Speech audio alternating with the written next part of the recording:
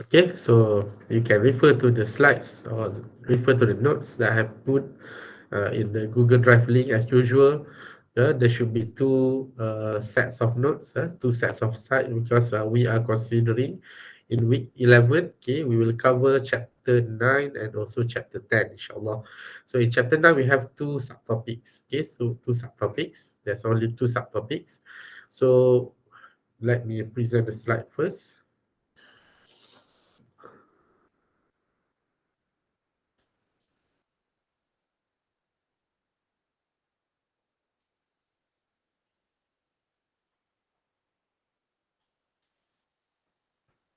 Okay.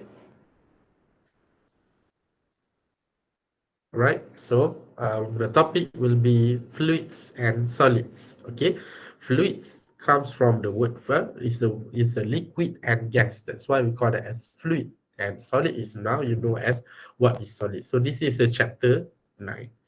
Okay, so the learning outcomes for this chapter is number 1 and 2 to cover about the Archimedes principle, and the other four of learning outcome that should cover about solid deformations. Okay, so later we will learn that. So we should discuss on the number one is uh, okay, there should be 78 slides altogether for this topic, but we will only touch a few subtopics, okay, because we only cover two subtopics from chapter 9. So you should know that we don't have to go all slides, okay, but just take a few glance of the states of matter for the solid, for example. Okay, this is the model of portion of solids, where we can find that in solids we have some interaction between the atoms.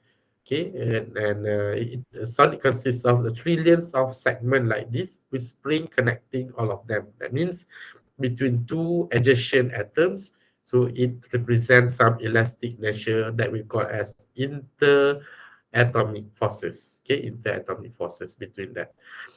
Okay, so there's also some, for example, this is a crystal of natural quartz. Okay, for SiO2, okay, silicon oxide, one of the most common minerals on Earth. Okay, and the figure on the right is a natrium chloride. Okay, natrium chloride, sodium chloride, which is our salt, right, in terms of the atoms arrangement.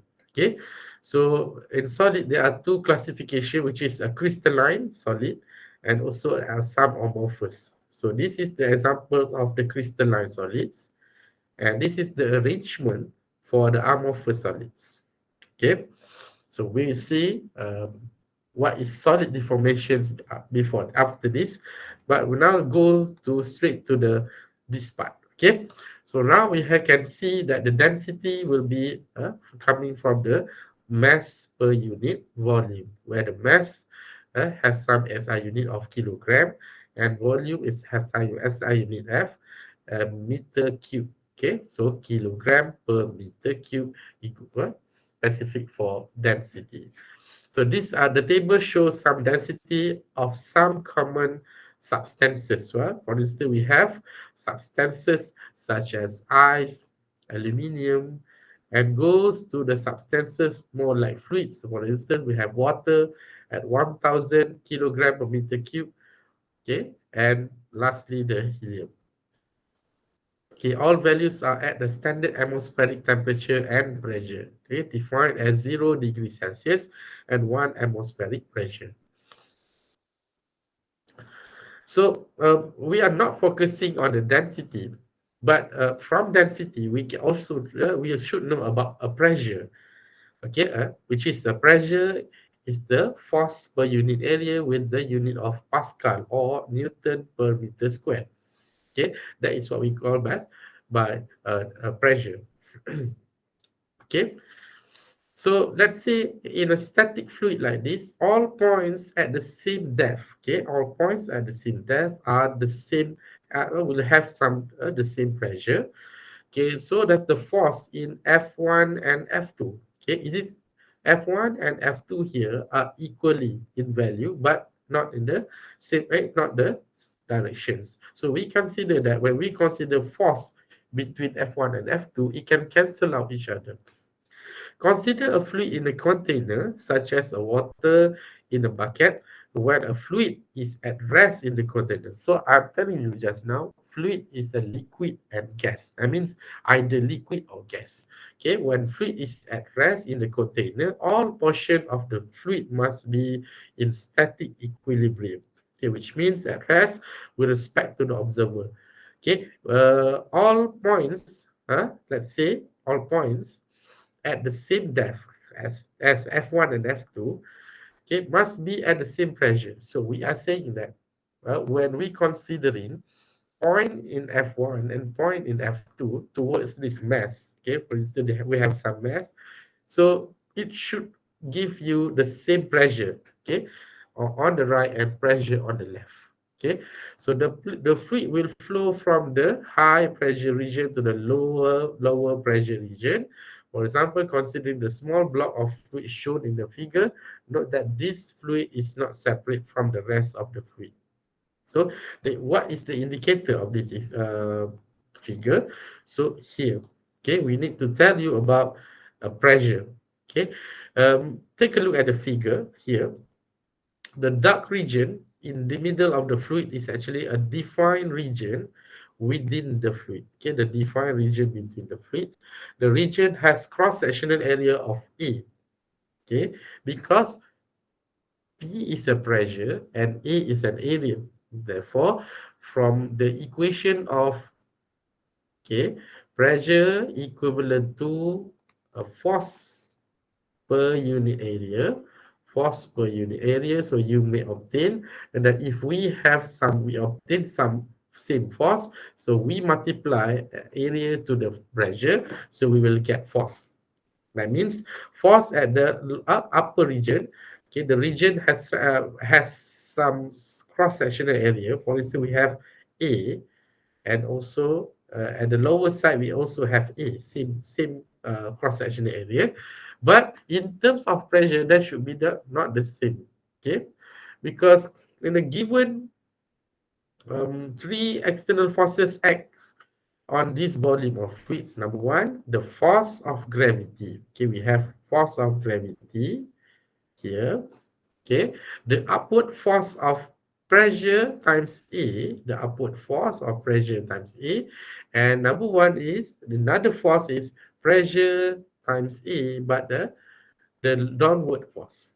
Okay, because the given volume of fluid is in equilibrium, this force must add to zero as shown in the equation. So we now add force number one, force number two, force number one, and also mg, which is the mass of the any volume. For instance, we have m, we just take m, and multiply with the gravity, so to become zero. So this is one equation regarding the pressure between upper side and lower side, or to be specific, the difference between the pressure at the higher region and also lower region is not be the it should not be the same as what we see for the force on the right and also force on the left.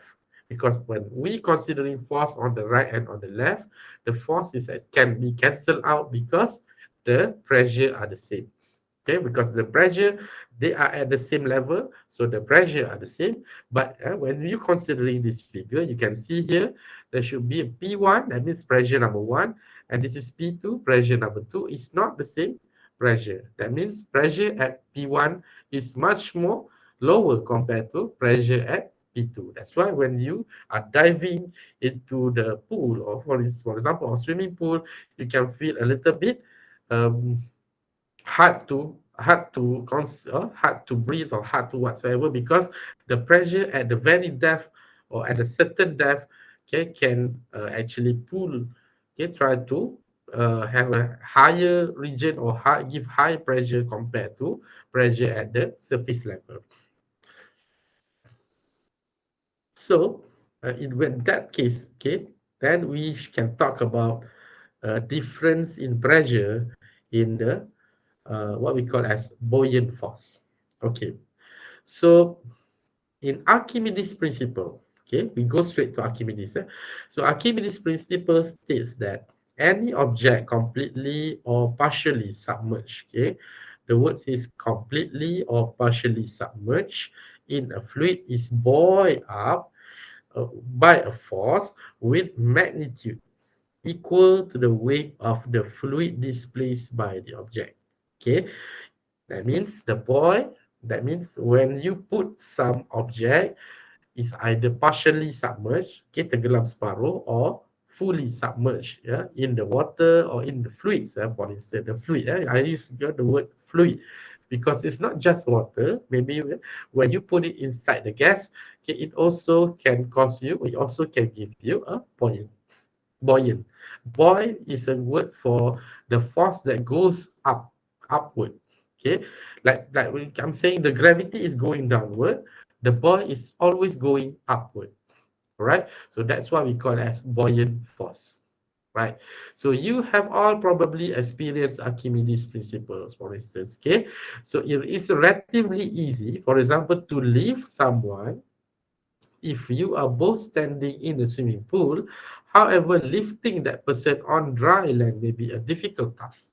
So we try to lift somebody, try to lift a human being, okay, dukung, try to lift it up, okay, angkat a human being or try to pull any objects, okay, that have some certain mass. It is different when you put that value or that mass inside the fluids or inside the water, for instance, okay, because it's much easier for you to lift up the some things uh, on in the water compared to in the um, normal, let's say if we are breathing in air, so in normal situations, okay, but try to imagine between lifting in air or lifting in water. So we should feel easier, okay, lifting some things in water, okay, because what, because water provides partial support to any object placed in it. Thus, we call it as upward force. Okay, so the buoyant force or upward force getting from the getting from this phenomenon of this situation, it's actually helping you to lift something else in the water. So the physical cause of the buoyant force is the pressure difference between the upper and lower sides of the object. All right. So considering the previous slides about difference in pressure or different in depth, given you different in pressure. So when you have this situation, okay, the arrow indicates forces on the sphere. So this is a sphere of fluid due to pressure larger on the underside. This is one is underside, and and also this one is on the upper sides. Okay, it should not feel the same pressure because on the downside or the lower side, okay, the pressure according to the depth, okay, the pressure is at very max at a very higher value compared to at the upper side. This one is upper side. That means if I take this one as pressure number one, and this region have a pressure number two, it should not give you the same value because pressure number two will be greater compared to pressure number one. And by considering pressure on the left and pressure on the right are the same, so we can cancel out all the pressures coming from the left and right position. Okay, because it is equal but different in direction, therefore it can be cancelled out. Okay, so therefore, the buoyant force is equal in magnitude to the weight of the fluid displaced. So you should know that this buoyant force is equivalent to mg. Okay, so when you look into mg, it is actually quite the same as a gravitational force. That means mass times gravity. But this mass is the not an ordinary mass, and obviously it is not mass of the object, but it is mass of the fluid displaced. For instance, when you have some tank of water, for instance, you have tank of water, and then you can try to put the what you call that object, a certain object, a sphere, for instance, okay, a sphere kind of object. Okay, you put it inside the tank of water. That means right now, after you put that in the tank of water, so it has actually take some size of object. Okay, it has actually take a little bit part of the tank of water, so that place of water have been taken out by the solid. So therefore, that a little displace of water in this case to indicate some fluid displace. When you multiply with the gravity, so you should get a buoyancy force. Okay, because the buoyancy force is equal to the magnitude of the weight of the fluid displaced. Now we consider what is fluid displaced. Okay, now imagine replacing the sphere of water with a cannonball. Okay, a cannonball. That means we change from a sphere to a cannonball. That means the mass is increased at a certain level. Yeah, have been increased because cannonball should be heavier compared to the sphere. Okay, this changes only the mass on which the pressure acts. So the buoyant force is the same. Okay, numerically, we can see that the buoyant are still the same because the mass of the fluid displaced and the weight of the fluid displaced is considered only the part where the fluid have been displaced by the cannonball. Okay, so m is the mass of the displaced fluid, not the mass of the cannonball. So in this case, we are saying that the buoyant force is only applicable or only change if we change the water or we change from the water to another fluids.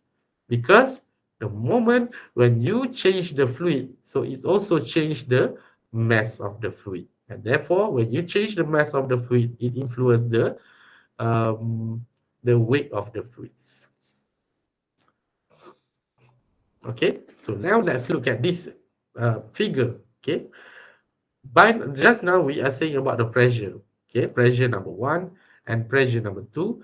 Okay, it should not feel the same value because pressure number one much less compared to pressure number two. Okay, let's take a break for 1 or 2 minutes because of azan. All right.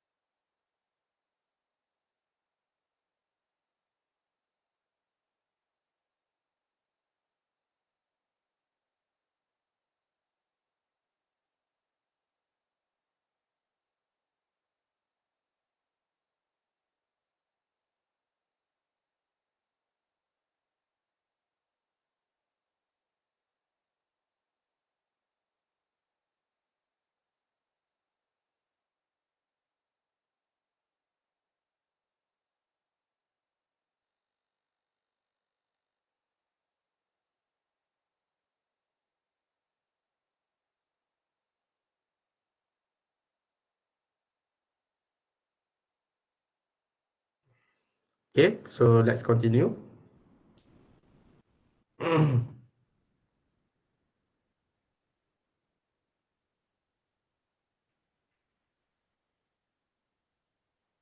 Okay, so now look at how can we obtain the Archimedes principle using the figure shown. So the horizontal forces from the pressure is cancelled out here. It should be around here. Okay, should be around here. Horizontal forces. Okay, so these are the horizontal forces, and they have been cancelled out because it is equal in value but not in direction. Okay, but in the vertical, so we have force of pressure times area, and we have pressure 2 times area. So will act in the downward and also upward. So the buoyant force is the result of the difference in pressure and difference in pressure, and is equal in the magnitude of the weight of the fluid displaced. Okay, well now we have F. Okay, F number 1, F number 2, and we also have F number 3, which is mg. So this is another force.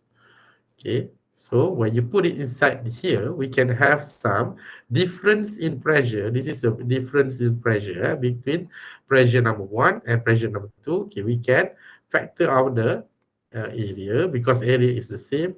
So we take all pressure of pressure number 2 minus with pressure number 1. So you may see it is equivalent to buoyant force. Okay, because using the definitions of density, we can rewrite our equations.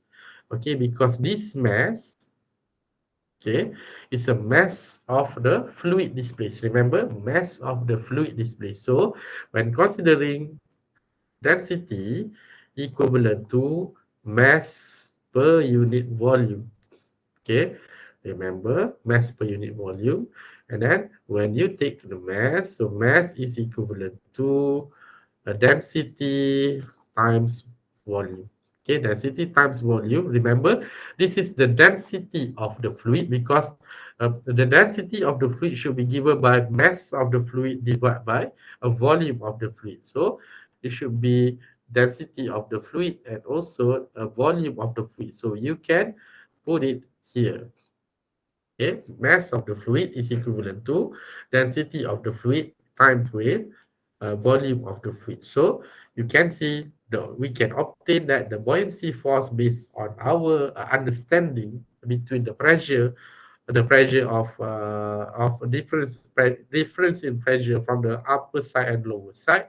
It should give you density of the fluid times with volume of the fluid times gravity, rho Vg. Okay, and the unit will be Newton because it is a buoyant force. A buoyant force is a force. Right, now we look at this two uh, consider this as the case of totally submerged object. Okay, when you have to have two objects. For instance, we have some object which is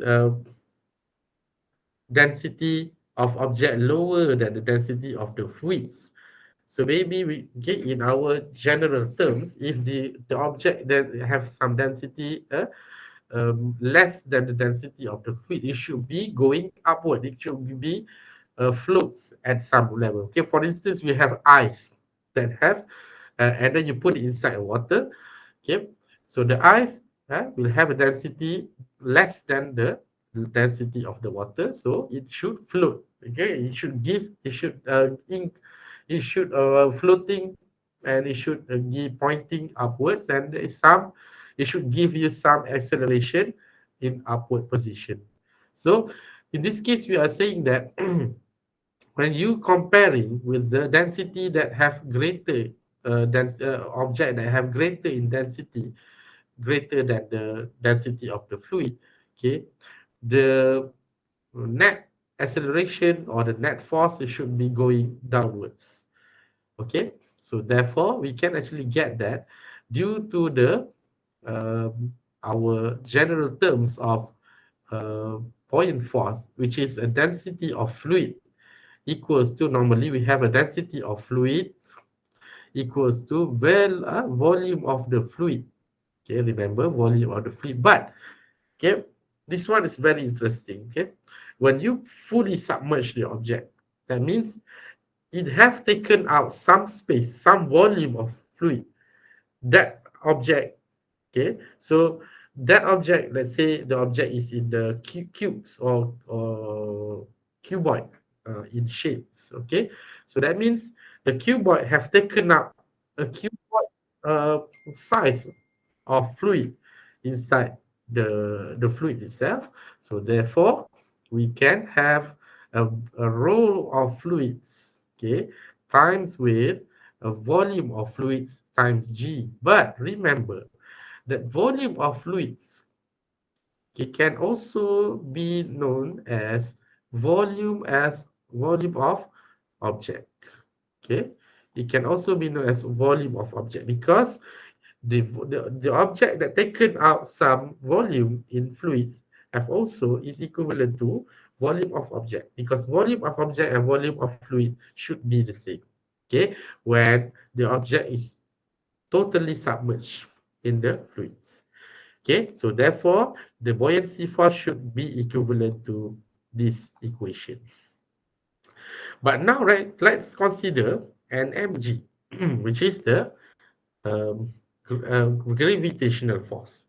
Of course, there should be a gravitational force because it contains mass and gravity.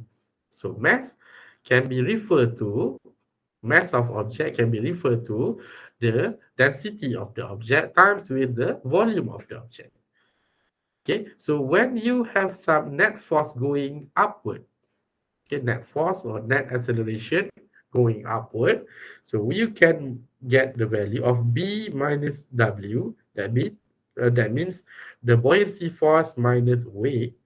Okay, so you can simplify, okay, both equations of B and W to becomes density of fluid minus density of object times with density of object times gravity. You can also change this one to volume of fluids.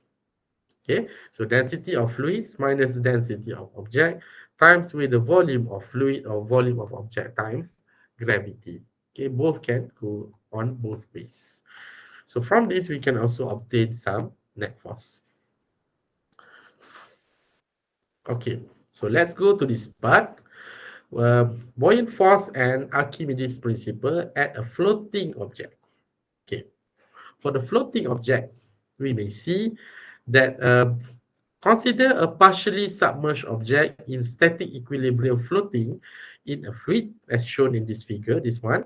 Okay, in this case, the upward buoyant force is balanced, okay, because it is partially submerged. So we can say that, okay, the uh, the upward buoyant force, which is B, okay, should be balanced by the downward force, a gravitational force. That means we can write it down as B minus W, okay, equivalent to 0. So therefore, B is equivalent to W. And what is buoyancy force? The buoyancy force is made from density of fluid times with volume of fluids times gravity. So that is for buoyancy force. And however, for the gravitational force, Fg, is equivalent to density of object times with volume of object times G. Okay, and then when you put it side by side, which is B equals to W, so you can cancel out G here. G and G cancel, so the only left is role of density of fluid times with volume of fluid equivalent to density of object times volume of objects. And then in the end, you can obtain the situation where it should help you to solve the problems. Okay, the figure shows a common device that is used to check the antifreeze in the car radiator. The small balls in the enclosed tube vary in the density so that all of them float when the tube is filled with pure water. So this is a very good indicator of using a different balls with a different densities, that all balls should float. Okay, because when you put in you put it pure water at thousands kilogram per meter cube. Okay, so then because of the ball, okay, the density of the ball is different because of the densities, because of the different in the material. Of course, it made from something else, and it comes from the is because all the balls should comes in a different densities, and it should float. Okay, when you put the pure water. Okay, from that we can know either this uh, radiator contain and freezing point, which is not good to the car, right? To the engine, for instance. Okay, so this is also some indicator. Okay, in using the Archimedes principles or the applications. For instance, we have some orange ball in the plastic tube inside the battery. This one, okay, serves as an indicator of whether the battery is charged or discharged. Okay, the degree of charge in the car batteries can be determined with a so-called magic dot process that is built into a battery, as shown in the figure. Okay, as shown in the figure. So we can see inside the car's battery, for instance, there is a ball. Okay, that should be an indicator for the charge or discharge batteries. Okay, so let's look at the examples, right? So let's say the first question we are regarding how can we find the buoyant force and how to determine how pure uh, the crown made from gold. Okay, a bargain hunter purchases a gold crown at a flea market. After she gets home, she hangs it from a scale. Okay, normally we put it as a Newton spring, a scale that all give you some gravitational force and find its weight to be 7.84 Newton. Okay, that means it's a Newton scale. Okay, so this one is 7.84 Newton. She then weights the crown while it is immersed in water, as in figure B, this one. Okay, and then and now the scale reads as 6.86 Newton. And is the crown made of pure gold? Okay, normally when you are comparing a material, some material, okay, the most indicate or the most easiest way to find either is it made from pure gold or is made from the pure material or not, by comparing is density. So how come from this both situation that you can come out to the densities? Because if you want to compare between the some pure gold or maybe a fake gold, so we should use some density to prove that. All right. So number one is we have she or the hunter try to hangs this crown made for pure gold using a Newton scale. That means uh, this gold will have some mg and also a tension, but the tension is in air. The tension is in air. That is the only tension. So from there we can find 7.84 Newton. Okay, we cannot have anything yet by using that way, but okay, try to imagine using a Archimedes principle. So that means from the first figure on the left, okay, we should obtain the tension in air minus with mg equals to 0. So that is the first equation. The second equation is using the Archimedes principle, where she hangs using the same Newton scale, but right now she makes sure that that crown have been fully immersed inside the some water tank. So because of what she wants to find out the buoyant force. From buoyant force, she can manage to find the density. Okay, it's easier to form or to find either the goal is pure or not. Okay, so now she obtained the second equation, which is the tension when the crown in the water minus with mg because it is downward position, and plus with B. And remember, the buoyant is always upward. Okay, buoyant is always in upward position. So therefore, you can find that from the first equation, the tension in air is equivalent to mg. You bring this side, okay, you bring this, okay, mg to this side. Okay, you bring mg to this side. So the tension in the air is equivalent to mg. Then you can find that mg here. Okay, you can change this mg T air, this mg into T air. So T water minus T air plus B equivalent to 0. And then from T air, you can find 7.84, water 6.86. So the difference between the both Newton scale given to you buoyant force, which is equivalent to 0.98 Newton. And then using this equation of buoyancy force equals to rho of density of the water times with volume of the water times with gravity equivalent to 0.98 Newton. But right now we need to find the volume of the water using this equation. But why? Because we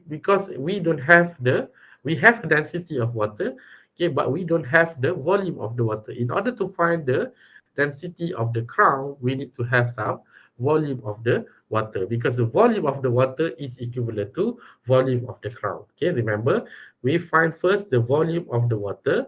So this is equivalent to volume of the crown. Okay, because I have said that V in fully submerged, V fluid should equals to V object, right? So by considering that, and then you multiply, use that T air equals to mg, m equals to 0.8 kilogram, then using the densities formula.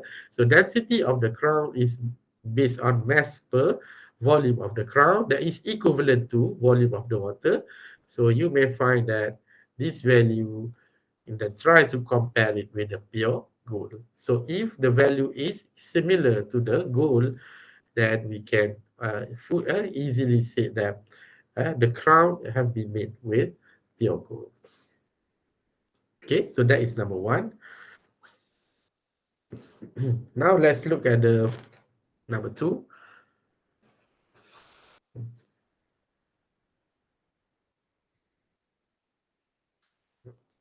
Right. So a raft is constructed of wood, okay, having a density uh, okay, having a density of 600 kilogram per meter cube. Its surface area is 5.7 meter square, okay, and its volume is 0.6 meter cube. Okay, so first of all, this is a raft made by a constructed of wood. That means it's made from wood, and we know that the function of the raft is it should be not fully submerged in the water. Okay, the raft should be partially or maybe quarterly submerged in the water to make sure that we can stand on the raft.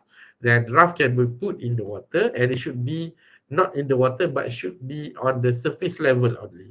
Okay, so try imagine raft or construction of raft to make sure that the raft floats, okay, on the surface of the water, not in the water, not bukan di dalam, but on the surface of the water, because that is the function of raft. So when the raft is placed in the fresh water, as in figure like this one, okay, to what depth H is the bottom of the raft submerged. So that means H is the indicator of how much value of H, or how much the thickness of the raft when considering a volume that should take the fluid displaced. Okay, and then you multiply with A to find the volume. Okay, so in this case, you need to understand one thing, right? First of all, the buoyancy force in the partially submerged buoyancy force, okay, should be equivalent to weight of the raft times gravity. Okay, oh, right. So the buoyancy force W is equivalent to m rough. M rough stands for mass of the raft times gravity. Okay, but considering buoyancy force, okay, the buoyancy force right now is based on mass of water that have been submerged under the water or in the fluids times with the gravity. Remember, m water is specific for a fluid or density of the water times with the volume of the water times gravity. Okay, but remember V water. Okay, V water is the one that you should focusing on. When you are comparing V water somewhere here, the V water is equivalent to A. What is A? A is the surface area or area in this case. The surface area is 5.7, and H is the depth of the water. A times A. Okay, we don't have to bother whether the graph is in the rectangle shape or not. Just make sure you understand when area times with thickness, so you can get the volume. Okay, volume is equivalent to area times thickness. So in this case, we want to find what is H. So now we have a H times G. Remember, this is the volume. Okay, A times H. A is the surface area, where H is the depth of water, times with G.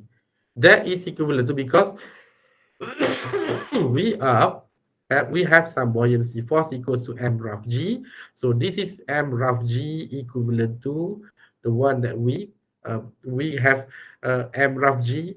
Then we can turn the m into the density of the raft times with the volume of the raft times G.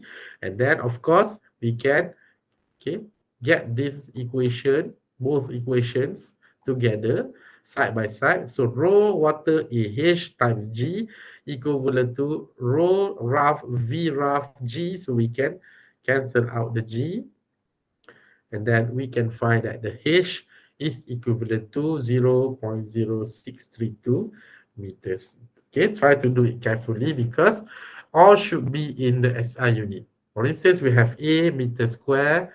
Okay, we have H as meter. The density should be kilogram per meter cube. Okay, then we can understand that.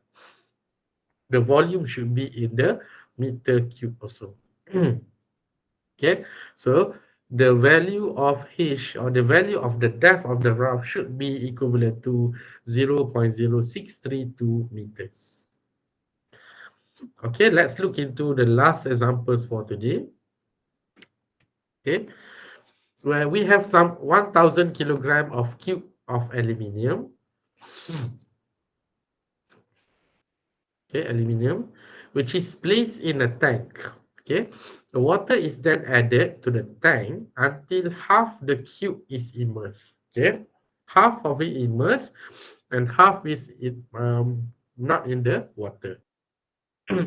What is the normal force on the cube?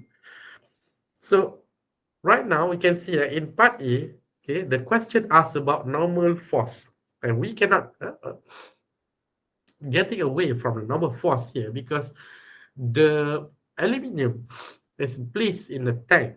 Okay, have been placed in the tank. That means the tank should have some surface level over here. Okay, so should have some surface level, and because of the object is in the surface level, it should give you a normal force.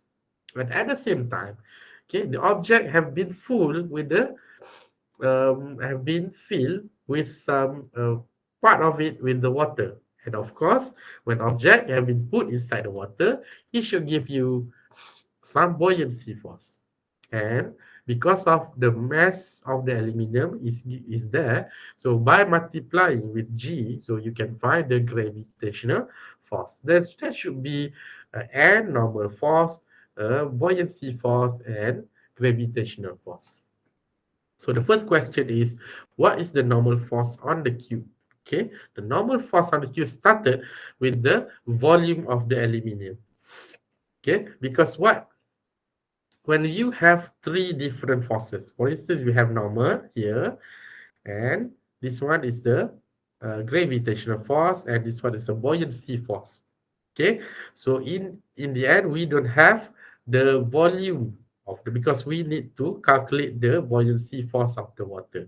So by considering that, we need to understand that one thing, that there is no volume of aluminium involved here. So in here, okay, we have some mass of aluminium at 1000 divided by the density of the aluminium. Okay, you can find it uh, in the table, listed in the table. So the volume of the aluminium will be counted at, or be calculated as 0.37 meter cube. Okay, 0.37 meter cube. And then, of course, in each size, okay, if we manage to find the cube, because this is in cube, uh, so we can square a cubic root of this value to get 0.718 meters. Okay, in the one side of the cube is made from 0.718 meter, right? So we can bring all the value of the buoyancy force and also gravitational force to the right side. And then we can obtain here mass of the aluminium times gravity minus with density of water times with the volume, half of the volume of the aluminium, because it submerged only half of the tank. Okay, the water is only half of the tank, times gravity, to find the normal force at 7.99 10 power of 3 Newton. Okay, and then we have in part B, mercury is now slowly poured into the tank until a normal force on the cube goes to zero. Okay, goes to zero. That means you pour the tank with some mercury. Okay, it stops at the water level, but you pour the mercury. That means you put another fluids, yeah, in the tank other than water. So you might want to increase, or you might want to add another buoyancy force, because right now it should give you a normal force minus with gravitational force. And remember, well, by putting or the pouring the mercury, now you have given one, or you have been increased, or you've been adding one another buoyancy force, which is buoyancy force due to mercury. Okay, instead of due to water, because water is fluid, mercury is also fluid, so you can find the buoyancy force of the mercury also.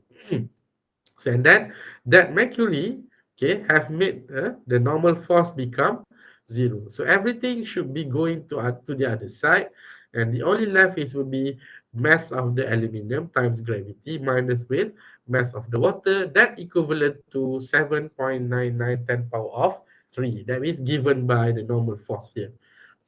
Okay, so you have put, you throw everything to the other sides to get the value of 7.99 10 power of 3.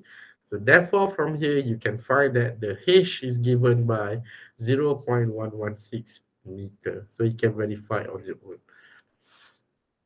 Okay, so that is the height, the deep of in the layer of mercury that should give you by considering both, okay, the buoyancy force due to mercury and the buoyancy force due to water, and not to be forget the gravitational force. Okay, so that is all you consider when you are solving the problems of Archimedes. Okay, so I think I'll stop at that level,